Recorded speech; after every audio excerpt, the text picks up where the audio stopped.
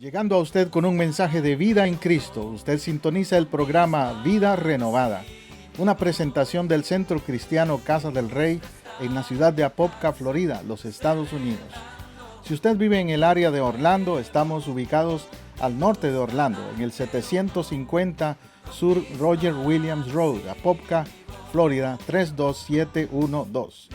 En Casa del Rey Centro Cristiano, nos interesa su vida espiritual y la de su familia. Por eso le invitamos a visitarnos cada domingo a las 12 del mediodía o durante la semana en los grupos de hogar Casas de Oración. Llámenos ahora mismo para más información al teléfono 407-486-0634, 407-486-0634. O escríbanos a casadelreyiglesia@hotmail.com. Ahora quédese con nuestra sintonía para el mensaje de hoy, con su servidor, el pastor José Matamoros, y su esposa, la pastora Teresa Matamoros, en Vida Renovada.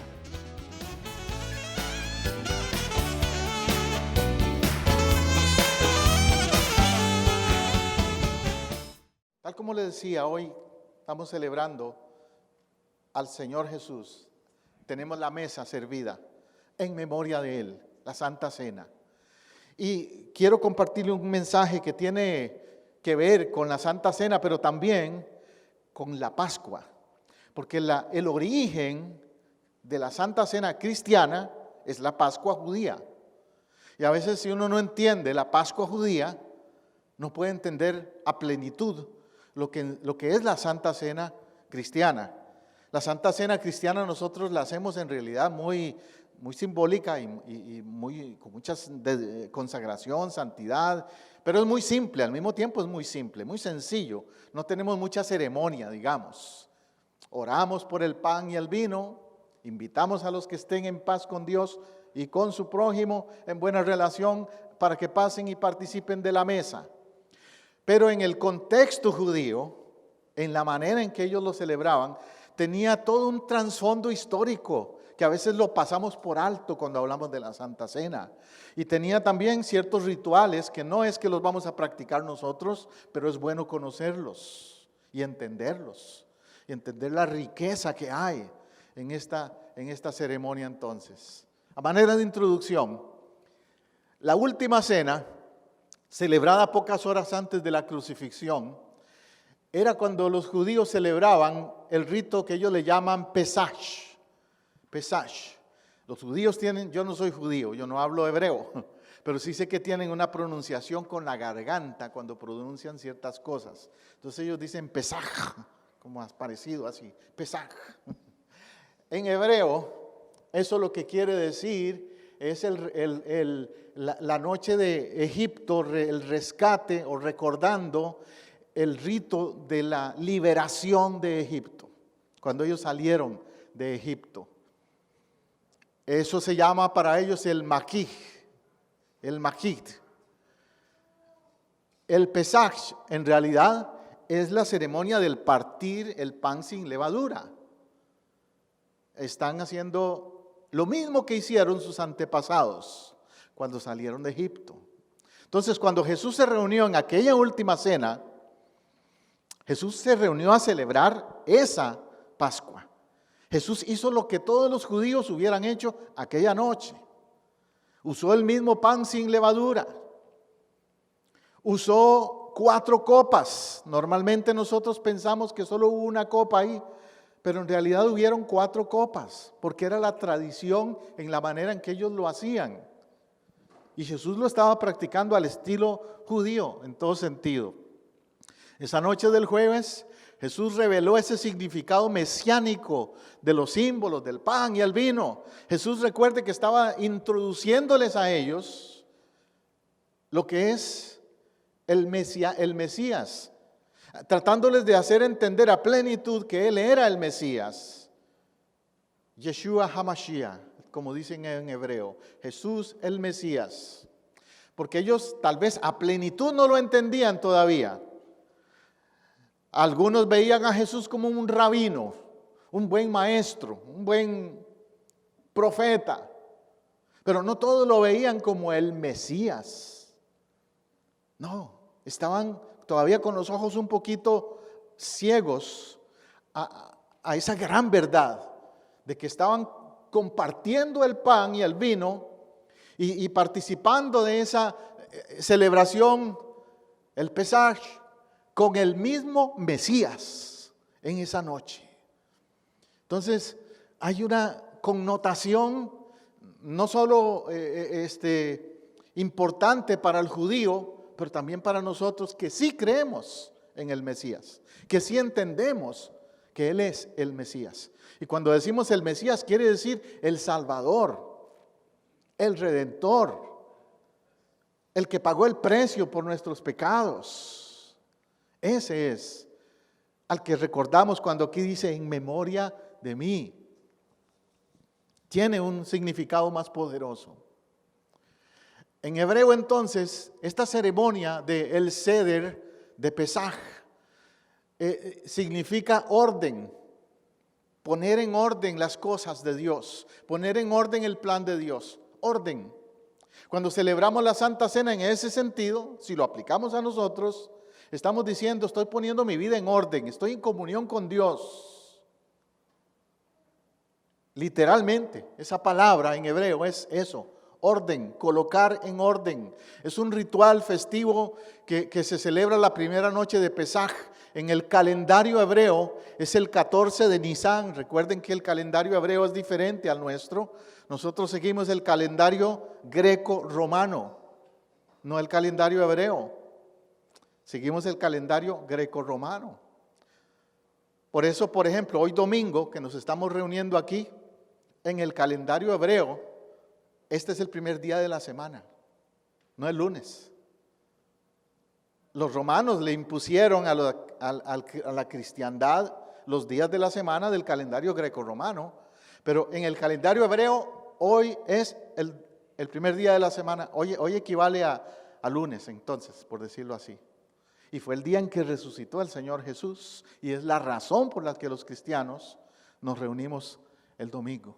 Pero el 14 de Nisan, entonces, ellos celebraban este evento, el Pesaj. Fuera de Israel, en cambio, en la primera noche del Pesaj, 15 y 16 de Nisan, si vivían fuera de Israel, ellos tenían esa costumbre. Si estaban dentro del territorio de Israel, el 14 de Nisan. Si estaban fuera de Israel, en otro país, en otro lugar, iba a ser el 15 y 16 de Nisan, que celebrarían el Pesaj. Adelante, Jonathan. ¿Cuál era el propósito de este ritual? ¿Qué quería enseñarnos Jesús al celebrarlo Él con sus discípulos? Ellos usaban una bolsa de tela que le llamaban el ceder. En esa bolsa de tela habían 3 compartimientos. Usted ha visto como nosotros los latinos que tenemos donde guardamos las tortillas o donde guardamos el pan, solo que nosotros lo echamos ahí todo de una vez. Pero los judíos en esa ocasión usaban una bolsa de tela que tenía 3 compartimientos separados.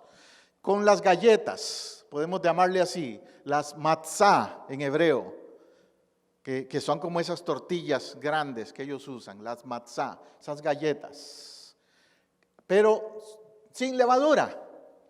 Entonces no eran galletas agradables al comer, no. Eran duras y tenían hierbas amargas. De hecho, la receta es bien complicada para hacerla, pero no sabe rico. No se trata de una comida para deleitarse, es una comida memorial de algo. ¿Por qué hierbas amargas? Porque pasaron tiempos duros, tiempos de persecución. Recuerde que vivieron en Egipto y que el faraón los quería matar. Y esas galletas, o parecido a una tortilla para nosotros los latinos, duras y amargas, les recordaban de dónde venían. A veces nosotros se nos olvida de dónde venimos, ¿verdad? Perdemos la memoria de dónde venimos. Nunca te olvides de dónde vienes. Nunca te olvides de dónde te sacó el Señor, de qué ha hecho en tu vida, cómo te ha cambiado. Y si te encuentras a alguien que está en la condición que tú estabas, con mucho más razón, ayúdale y dale testimonio, mira, tú vas a salir de eso porque yo estuve ahí. Eso era el propósito de esa ceremonia, recordarles, ¿se acuerdan de Egipto? Ahora están bien, pura vida, como decimos en mi país, bendecidos, todo chévere, todo bien, pero ¿se acuerdan de Egipto? De la esclavitud, del tiempo duro que vivieron allá. No te olvides de eso. Es lo que quiere decir esta ceremonia también del Pesaj. Y en especial de la galleta matzá. El matzá entonces se ponía en medio, lo partían, la mitad se rompe y se distribuye. La otra mitad se envuelve en una servilleta escondida y se mete de nuevo allí, en la bolsita. Es decir, ellos solamente repartían una de esas galletas duras. Otras la guardaban para otro momento. Que les indicaba eso, era como un memorial también de decirles, no malgasten, no tengan una actitud de tirarlo todo porque piensen mañana pueden necesitar de nuevo. Tremenda lección entonces hay en ese ritual que tenían ellos al celebrarlo. El seder, o el evento el ritual, se inicia con el Kadesh o Kiddush. Ahí es donde entramos a hablar de las copas. El Kiddush o el Kadesh, la primera copa de 4, proclama la bendición de Dios. Y esas 4 copas vienen a representar 4 etapas que pasaron los judíos en su peregrinar saliendo de Egipto. Cuando ellos toman la copa y van a participar del vino, dicen estas palabras, siempre, siempre. Es una palabra ritual que usan, una declaración que usan, que dicen, Baruch atah Adonai, Elohinu melech olam borei pri agafen. Eso significa, bendito seas tú Dios, Dios Rey del universo y creador del vino. Porque ellos van a tomar esa copa, esa primera copa, y agradecen a Dios que Él proveyó,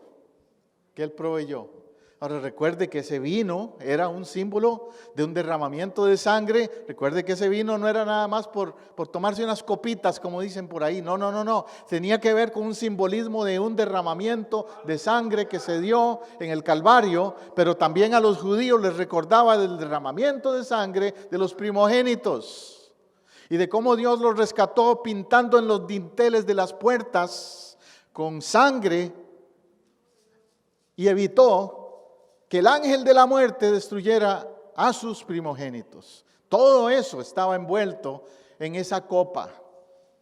Y Jesús lo trae a la cena ese jueves de la Semana Santa que llamamos.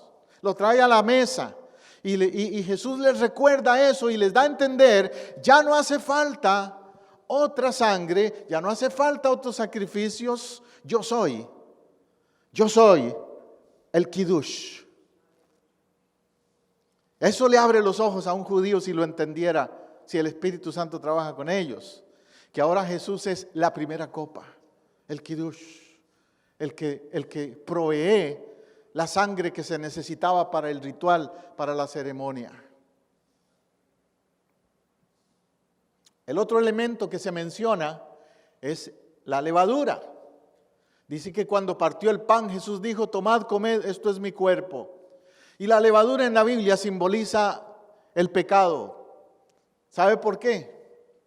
Porque la levadura hace que el pan crezca, pero no es real, es inflado y es contaminado en cierta manera. Al ponerle ese ingrediente, cambia la estructura orgánica del pan y hace que crezca y que aparente que es un gran pan y que está, pero tal vez es puro viento.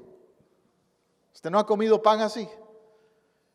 Que uno lo parte y dice, wow, mira, estaba hueco por dentro, puro, porque le pusieron mucha levadura. Y eso es un símbolo también de la vida espiritual, de que a veces hay personas que aparentan ser como ese pan sabroso, de lo más bien, que todo anda chévere, que todo está perfecto en su vida, pero están huecos por dentro. Hay un vacío. Se aparenta por la levadura del pecado o del estilo de vida lo que son, pero no son reales. El pan sin levadura es el que es real, porque es lo que es. El pan con levadura es un engaño, no es verdadero. Y el apóstol Pablo menciona acerca de eso en el libro de Corintios, pero Jesús aquí lo aplica a ese concepto. Tienes que participar del pan sin levadura. Le dice a los discípulos, participen, coman, este es mi cuerpo que es partido. El cuerpo que fue partido fue el pan sin levadura, el del dolor, el que les recordaba a Egipto. Porque por causa del pecado fue que tuvieron que pasar por ese proceso. No nos gustan los procesos, ¿verdad? De prueba, de dificultad, de dolor. Pero eso es lo que representa el pan sin levadura, un proceso de dolor, un proceso de vida dura. Y ese pan es partido, representa al Hijo, que dejó su posición en el cielo junto al Padre para estar entre nosotros y ser molido por la humanidad, ser literalmente partido en la cruz del Calvario. Isaías 53:5 dice, mas Él fue herido por nuestras rebeliones, molido, es la palabra que usa Isaías, más descriptiva no puede ser, molido por nuestros pecados, para darnos la paz. Y el castigo que merecíamos vino sobre Él, y por sus llagas fuimos nosotros curados. Qué tremenda identificación, descripción que hace el profeta Isaías, y que se identifica con el pan que es partido. Por eso Él le dice en la mesa a los discípulos, tomad, comed, esto es mi cuerpo que por vosotros es partido. Porque Él estaba pensando en lo que el profeta había dicho. Yo no sé si en ese momento los discípulos lo captaron, si entendieron. Pero ahora lo entendemos, que todo lo que iba a pasar en el Calvario tenía conexión, tenía sentido y relación con lo que el profeta dijo y con la cena, con ese pan, con esa galleta, que podemos llamarle así, que Él partió ahí junto con ellos. Y es interesante que después Él se envuelto en una sábana, y recuerde que los judíos en su ceremonia, ellos guardan una de las galletas y no se la comen en ese momento, se la comen después, en otra ceremonia más adelante. Y es interesante que Jesús es guardado 3 días, envuelto en una sábana en la tumba, y resucita después. O sea, se cumple el ritual, se cumple el proceso del ritual que los judíos practican. ¿Y cómo habría Jesús para hacer que todo eso se cumpliera Él si estaba muerto, tirado en una tumba? No, eso es que es plan de Dios que estaba sucediendo todo eso. Por eso entendemos que Él es el Mesías. Gloria a su nombre, amén. Otra palabra clave que Jesús menciona el día de la Santa Cena, cuando Él instituye la Santa Cena, es cuando les dice, esta sangre es el nuevo pacto. Nuevo pacto. Otro concepto también muy mal entendido a veces. La Biblia, si usted sabe, está dividida en 2 partes. El Antiguo Testamento y el Nuevo Testamento. En realidad se llaman el Antiguo Pacto y el Nuevo Pacto. Y ese concepto viene del hecho de que al pueblo de Israel Dios les dio un pacto a través de Abraham, ¿cierto? De Abraham, de Moisés, en la Torá, el Pentateuco, allí estaba ese primer pacto. Luego aparece Jesús en la escena de la historia de la humanidad y Jesús empieza a hablar de un nuevo pacto. La primera vez que lo menciona es ahí, en esa escritura. Esta copa es el nuevo pacto en mi sangre, haced esto todas las veces que la bebiereis en memoria de mí. Ahora los judíos dicen, ¿de cuál pacto está hablando? Si el único que conocemos es el pacto que hizo con Abraham. y con Moisés. ¿Cuál otro pacto es? Bueno, en la Biblia hay 7 pactos, ¿sabes? Un día me gustaría darles un estudio más completo de eso, pero hay 7 pactos en la Biblia. Pero el más importante de todos, el más clave de todos, es el pacto de sangre, el pacto que se dio en la cruz del Calvario. Porque ese es el pacto que marcó la diferencia. Hay un antes y hay un después de la cruz. Hay un antes y un después del derramamiento de sangre que se dio en la cruz del Calvario. A eso es lo que Jesús se refiere. Esta copa es el nuevo pacto en mi sangre. Porque al morir en la cruz, Él cumple todo lo que el antiguo pacto, requería.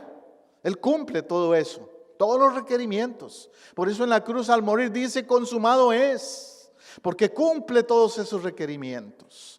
Ahora que ya cumplió todos esos requerimientos, entonces puede anunciar los nuevos requerimientos del nuevo pacto. Y de ahí es que entonces Pablo, en el libro de Corintios y en otras partes de la Escritura, Gálatas sobre todo, el libro de Gálatas, habla mucho de ese nuevo pacto y habla mucho de cuáles son las condiciones. Y la condición principal es gracia. Depender de la gracia y la misericordia de Dios, no de rituales. Ya entonces los creyentes del Nuevo Testamento no necesitaban practicar muchos rituales que los judíos sí necesitaban practicar. Es bueno entenderlos, como te digo, por eso te estoy hablando de eso hoy. Porque es bueno entenderlos, pero no estamos sujetos a practicarlos. Porque no estamos bajo el antiguo pacto, estamos bajo el nuevo pacto. El que Jesús estableció en la cruz del Calvario. Amén. Él entonces les habla de eso y cuando nosotros participamos del pan y del vino, lo estamos afirmando. Sí, Señor, soy partícipe de ese pacto, del pacto de sangre, del pacto de tu sacrificio en la cruz del Calvario. Ese es el pacto que yo sigo. He sido limpiado con esa sangre preciosa.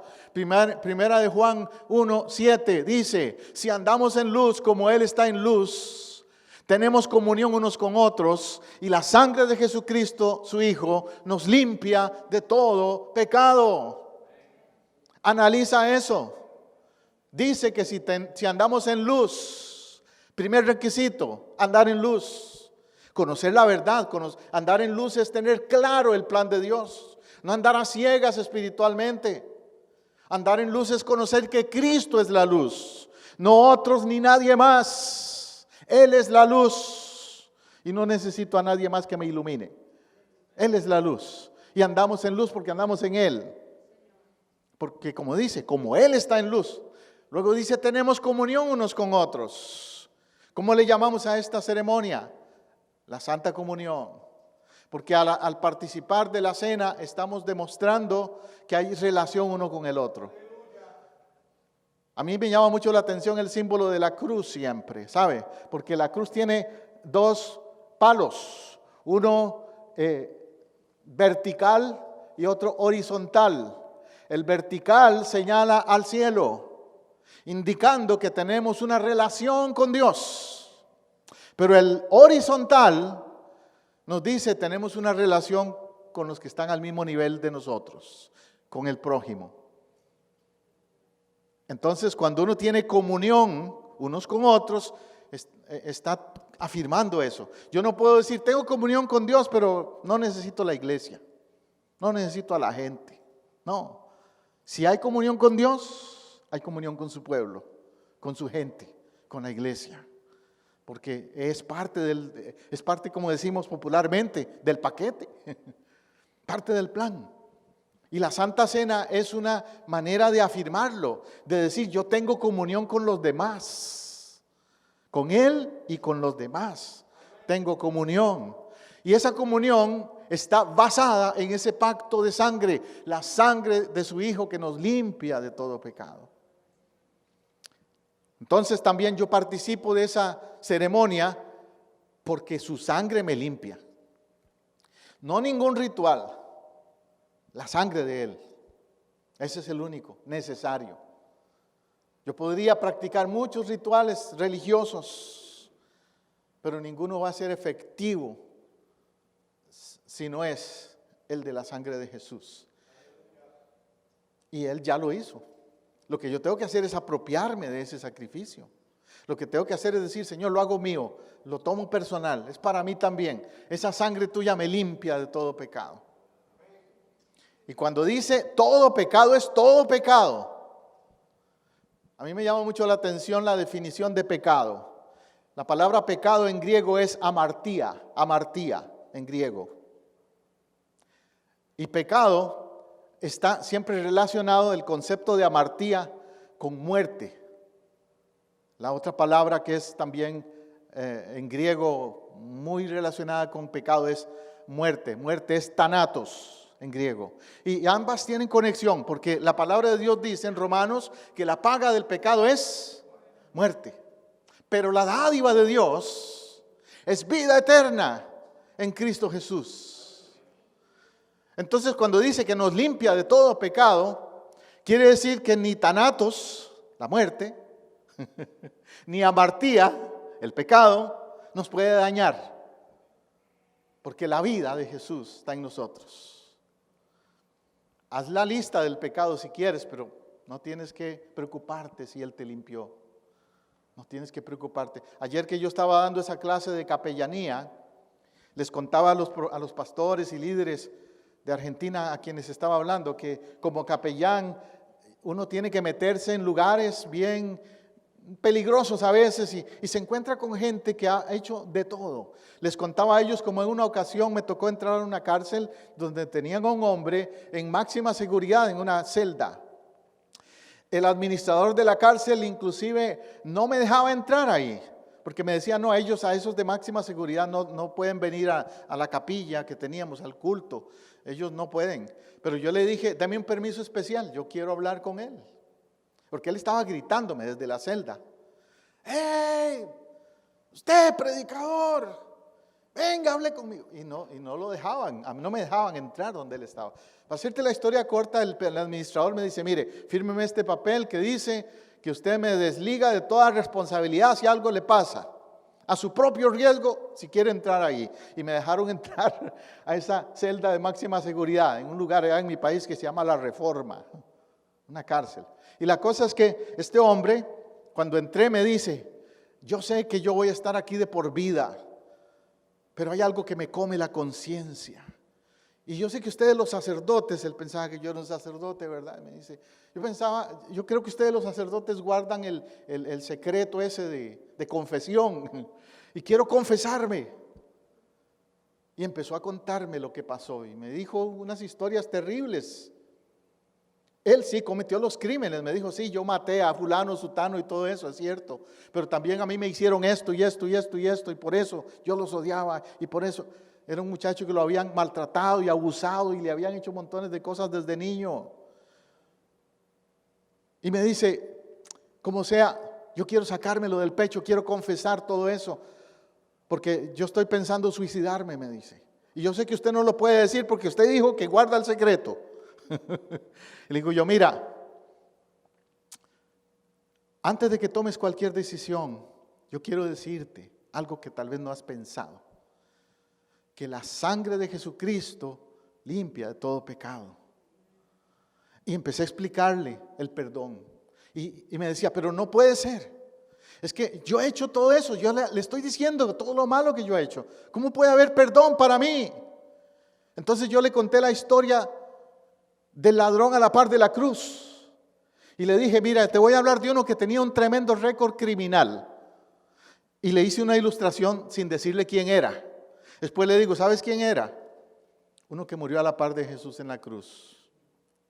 Y había otro también que tenía un tremendo récord criminal, como el tuyo. Había hecho de todo. ¿Sabes quién era? Le dije los crímenes que había hecho, pero no le dije el nombre. Después le digo, ¿sabes cómo se llamaba? Barrabás. Ahora, uno de ellos se arrepintió, el otro no. ¿Cuál eres tú? Se le cayeron lágrimas por los ojos. Y ahí se entregó a Cristo ese día. Abrió su corazón a Jesús ese día. Esa fue una de mis experiencias más más lindas, créame, aunque difícil, una prueba fue para mí, un riesgo meterme a ese lugar, pero una prueba que valió la pena el esfuerzo de hacerlo. Y él entendió que la sangre de Jesucristo limpia de toda maldad.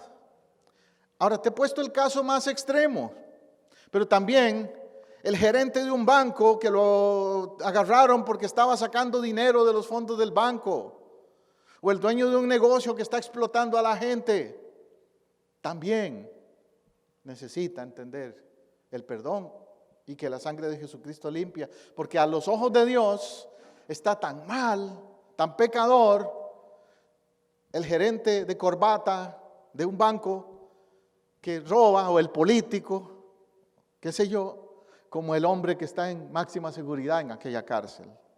Los dos igual, los dos por igual necesitan la sangre de Jesús. Y yo no sé tú el día de hoy, ¿qué hay en tu lista? ¿Qué pecados hay en tu lista? Pero la sangre de Jesús limpia todo pecado. Cualquier pecado, de todo nivel. La Pascua entonces es una celebración muy especial. Es una celebración de libertad, de perdón. Eso es lo que celebramos en la Santa Cena.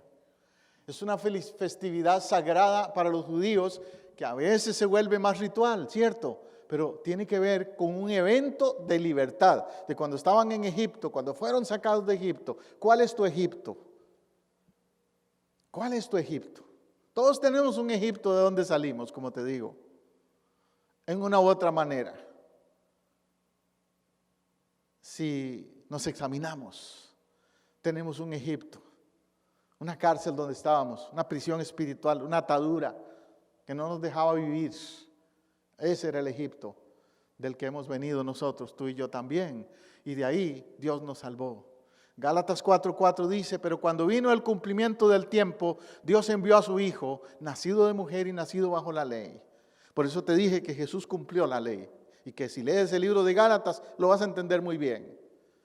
Él dice que nació para cumplir el tiempo de Dios y cumplir la ley. Y por eso nació bajo la ley. Y por eso practicó todo lo que tú ves que Él practicó bajo la ley. Que tú y yo no necesitamos practicar porque Él lo cumplió. Lo que sí necesitamos practicar es el amor al prójimo. Él se lo dijo a los que lo seguían. El más grande mandamiento, ama a tu Dios por sobre todas las cosas y a tu prójimo como a ti mismo. Después de ahí, no te preocupes si comes con las manos lavadas o no lavadas. Como lo hacían los judíos, que si no me lavo las manos bien no puedo comer. Pero sí podían comerse al prójimo. Pero sí podían hacer tantas otras cosas que estaban desagradables a Dios. Muy desagradables a Dios. Entonces no son rituales lo que nos salvan. Es el amor al prójimo. La compasión por los demás. El servicio a los demás. El amar a Dios con todo tu corazón. Y cuando tú lo amas a Él con todo tu corazón, automáticamente vas a seguir las demás leyes. Porque automáticamente vas a ser obediente a esas otras leyes. ¿Cierto? Cuando uno ama a alguien, ese amor lo aguanta de hacer otras cosas. Si un hombre es fiel a su esposa porque la ama, aunque esté, qué sé yo, allá en un ambiente donde hay pecado y tentación y todo eso, ese amor por esa mujer lo va a hacer no caer. O si es el alcohol o otras cosas que tal vez en el pasado fueron una atadura en tu vida, tú vas a decir, no, es que el amor que yo tengo por Dios, o por mi esposa, o por mis hijos, no me deja hacer eso. Eso es la razón. Dios envió a su Hijo. Lo que nos toca es ahora aceptar ese sacrificio, hacerlo nuestro. En la Santa Cena, Jesús también dice que tomó el pan y el vino y lo bendijo. ¿Usted ha leído eso? Dice que lo bendijo. Esa es otra parte del ritual de la Pascua. En la Pascua ellos hacían algo que le llaman la Kadesh. La Kadesh. La Kadesh es una declaración de bendición que hacen en esa noche. con el pan. Se inicia con recitar el Kadesh o Kiddush, en el que se proclama la santidad de ese día sagrado. Esto se hace con una copa de vino, que es la primera de las 4 copas que hemos de beber, reclinándonos en el cheder. Y por eso ellos lo hacían sentados de cuclillas o como en el piso. Ellos no usaban una mesa alta como nosotros, porque era una parte como de humillación también, de adoración a Dios.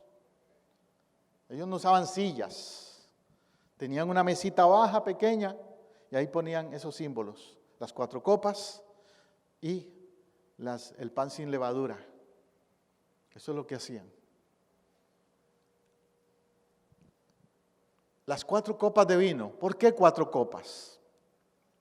La Torá emplea 4 expresiones de libertad que tienen conexión con Egipto, como le dije, con la liberación de Egipto.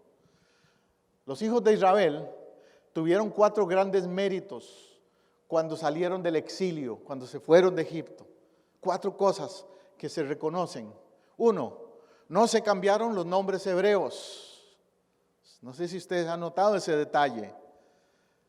Hay gente que se viene, por ejemplo, a Estados Unidos o a otros lugares y ya quieren ponerse un nombre gringo, como dicen.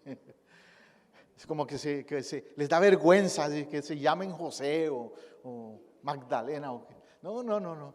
Los judíos no se avergonzaban del nombre judío que tenían. Sí, yo soy Caleb. ¿Y qué? Me llamo Caleb. Soy judío. No se avergonzaban, aunque salieron de Egipto y los llevaron a Babilonia. De hecho, a Daniel y a sus compañeros, dice que los babilonios les cambiaron el nombre. Los babilonios, no ellos. Los babilonios querían quitarle su identidad y por eso les pusieron Mesac, Sadrach y Abednego y eso. Pero ellos no querían. Los judíos son muy orgullosos de su nombre y todo nombre judío tiene tremendo significado. No hay un nombre judío que esté puesto a un niño solo porque, vamos a ver el calendario, a ver qué nombre suena bonito, o cuál, como hoy día, a ver cuál deportista famoso, o cuál artista de Hollywood por ahí tiene un nombre de glamour para ponerle a este niño. No, ellos le ponían un nombre que tuviera que ver con su vida, con sus experiencias, con su relación con Dios. Hoy yo le mandé a mi hijo Rubén, por cierto, hablando de eso, si ves en Facebook, le puse a Rubén un posteo del significado del nombre de él y de la historia y de lo que significa el nombre Rubén, y se lo escribí en hebreo también, por si acaso él no lo había leído antes, porque cuando lo pusimos el nombre a Jonatán, a Rubén, a Daniel, todos los hijos míos tienen nombres hebreos, porque sé que tienen significado con algo y una identidad con un propósito. Número 2, ellos continuaron hablando su propio idioma, el hebreo. Ellos cuando se fueron a la tierra de Canaán, no dijeron, ya no estamos en Egipto, ya no estamos aquí. Recuerde que todavía no eran una nación, pero ellos mantuvieron su idioma. En las casas hebreas siempre hablaban hebreo, aunque estaban en Egipto y los querían esforzar a hablar egipcio nada más. Y de hecho el mismo Moisés, que estaba en el palacio de Faraón, Dios proveyó, y recuerde que estuvo ahí de nodriza su propia madre, y que ella le siguió enseñando hebreo.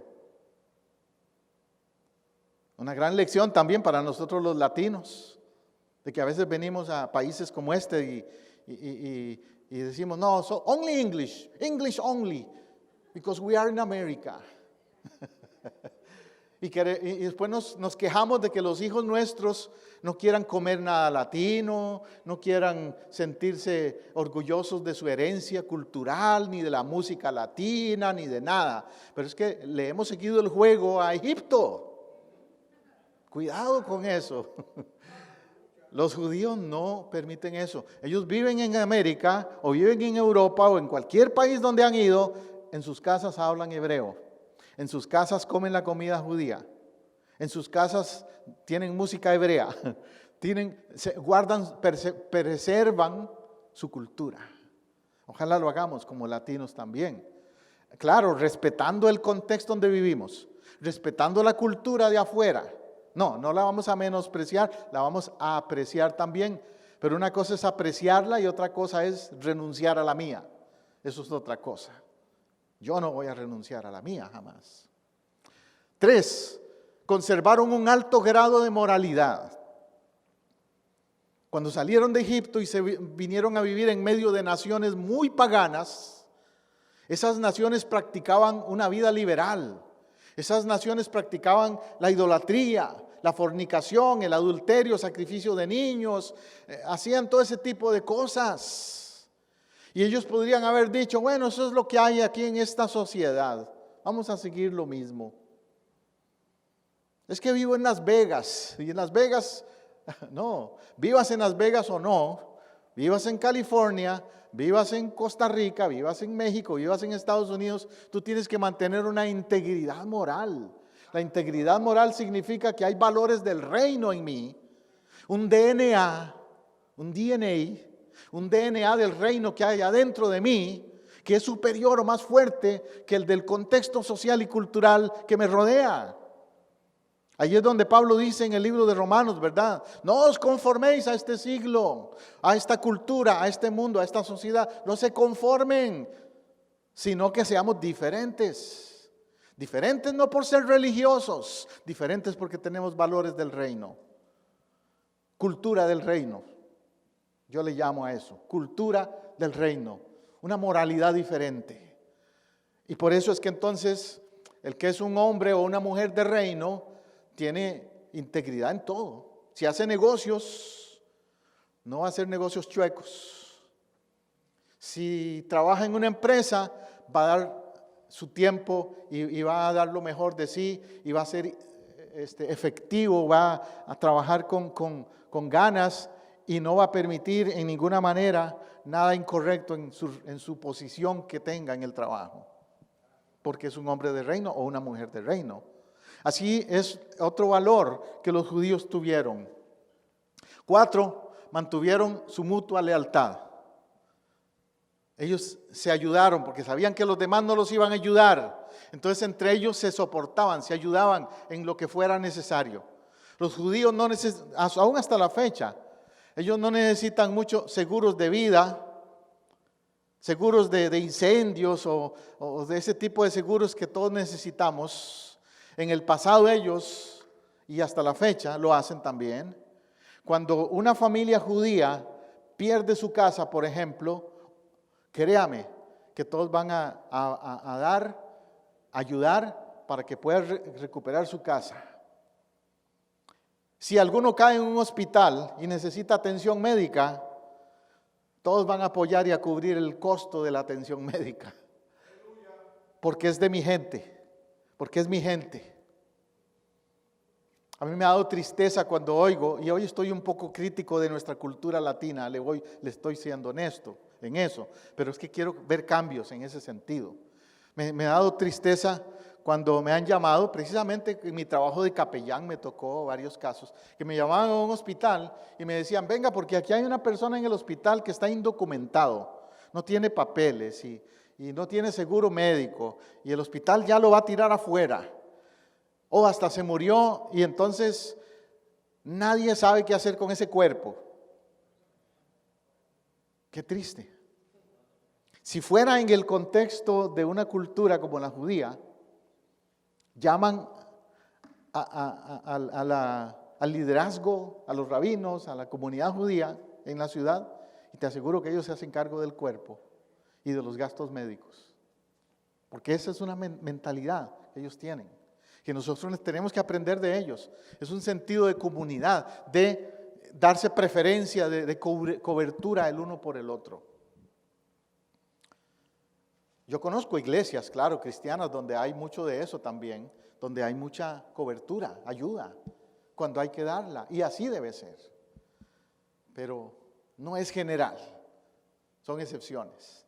Necesitamos cambiar en eso también. El vino se vierte. Jesús también dijo que esta sangre que es derramada, ¿qué es derramar? Vertir. Sacarla de la copa donde está. Él fue derramado su sangre en la cruz del Calvario. A Jesús no le pusieron una, ¿cómo se llama? Una cosa de esas de transferir, de cuando vas al hospital, ¿verdad? Que te sacan sangre. No le dijeron, Jesús, espérate un poquito, vamos a ponerte, te vamos a pinchar, te va a doler un poquito, te vamos a pinchar para sacarte toda la sangre. No. Sin misericordia, traspasaron sus manos, sus pies, su costado. Y cuando traspasaron su costado, ya salió solo sangre mezclada con agua, según dice la Escritura. Según los médicos, cuando eso pasa por dos razones. Uno, porque ya casi no hay sangre, por eso está botando agua también mezclada. Ya no hay sangre en el cuerpo. Y dos, porque hubo una ruptura del corazón. Como hubo una ruptura del corazón, el corazón ya no bombea sangre. Ya las venas casi no tienen sangre. Literalmente, derramó su sangre en la cruz del Calvario. Médicamente hablando, derramó su sangre. Es un vino que se vierte. Cuando tomamos esa copa, estamos recordando, su sangre fue vertida en la cruz del Calvario. Los eruditos creen que fue la tercera copa de las 4 que le estoy mencionando, la tercera copa, la conocida como la copa de la redención, a la que Jesús se refirió cuando dijo, esta copa es el nuevo pacto en mi sangre. Hay un poquito de debate en cuanto a eso, pero los eruditos que estudian más a fondo el tema dicen que en la tercera copa. ¿Y sabe por qué en la tercera también? Porque hay siempre una relación con el número 3 en todo lo que hacía Jesús. La Trinidad estaba presente en casi todos los actos y Él resucitó al tercer día, recuerde. Entonces también la tercera copa tenía un simbolismo con relación a eso. Para concluir,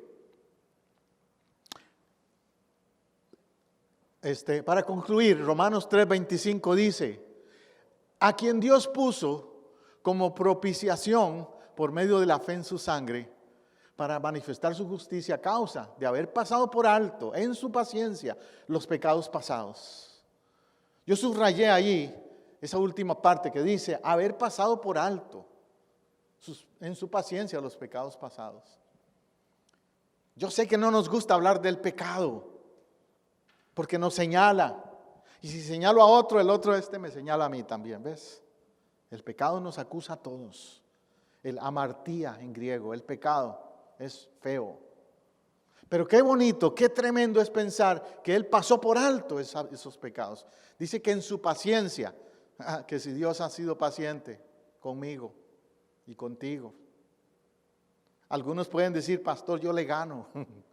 Conmigo fue extra paciente. Porque sí, a veces algunos hemos sido más cabezones que otros, más tercos, en no entender cómo Dios nos estaba amando y llamando. Pero Él ha tenido paciencia. Paciencia quiere decir que Dios nos da chances, oportunidades, muchas veces, antes de morir. Yo ayer estaba con mi esposa en un lugar donde venden carros y la persona, no me lo quites todavía, Jonathan, espérate. La persona que estaba oyendo allí, o ayudándonos con el asunto del carro, siempre le damos testimonio. A toda persona que nos encontramos le vamos a hablar de Jesús, créeme. Y le digo yo en ese momento, bueno, muchas gracias por la información que nos dio y créame que nosotros vamos a estar orando por si es de Dios este negocio, que mi esposa está tratando de comprar un carro ahí. Si es de Dios, va a ser de Dios este negocio, le decimos. Y se vuelve y me dice este hombre, el agente vendedor, me dice, eso es cierto, ¿sabe? Sin Dios no estamos aquí nadie, dice, es solo por Él, es verdad. Me dice, te voy a enseñar algo, y se destapó la camisa y me enseñó un montón de cicatrices aquí. Dice, yo sé de lo que usted habla, yo he pasado por esto y por esto y por esto. Yo desde que estuviera muerto, pero aquí estoy. Y le digo, ves, qué tremendo. No fue casualidad entonces que nos encontráramos usted y yo hoy. Porque yo quiero decirte que sí, Dios tiene un plan y un propósito para tu vida. Si sobreviviste, eso que dices, las cosas que has pasado, es porque Dios tiene un plan. Y hoy nosotros vinimos a hablarte de comprar un carro, pero también te queremos decir que hay un plan de Dios en tu vida y le empezamos a compartir del Evangelio. Él ha pasado por alto, con mucha paciencia, todos esos pecados que hemos cometido. ¿Cuál es tu lista? ¿Cómo está tu condición? Ese es mi llamado, mi reto para ti el día de hoy. Oremos.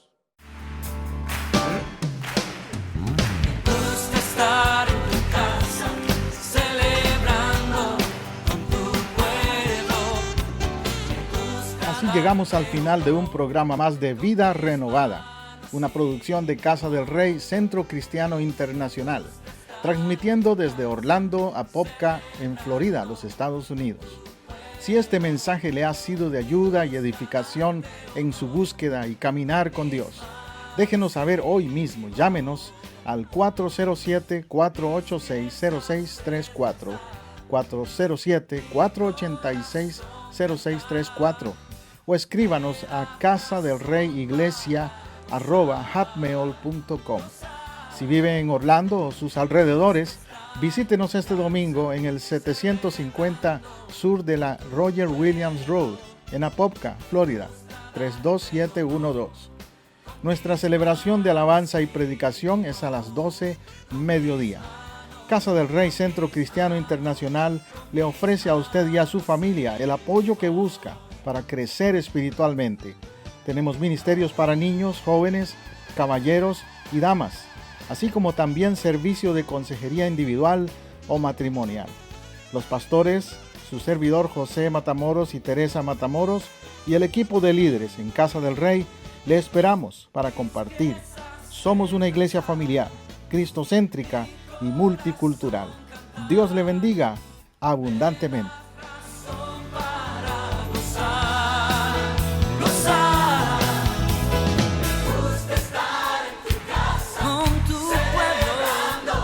Con tu pueblo, usted